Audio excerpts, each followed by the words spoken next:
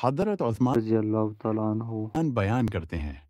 رسول اللہ صلی اللہ علیہ وآلہ وسلم نے فرمایا، جس شخص نے نماز عشاء با جماعت ادا کی تو گویا اس نے نصف شب کا قیام کیا، اور جس نے نماز صبح با جماعت ادا کی تو گویا اس نے پوری رات کا قیام کیا۔ حضرت ابو سعید خدری رضی اللہ تعالیٰ عنہ بیان کرتے ہیں، رسول اللہ صلی اللہ علیہ وآلہ وسلم نے فرمایا، مؤذن کی آواز کو جن و انس اور جو دوسری چیزیں سنتی ہیں وہ سب قیامت کے دن اس کے حق میں گواہی دیں گی۔ نبی اکرم صلی اللہ علیہ وآلہ وسلم کی زوجہ حضرت حبیبہ رضی اللہ عنہا سے روایت کی کہ انہوں نے رسول اللہ سے سنا، آپ فرما رہے تھے،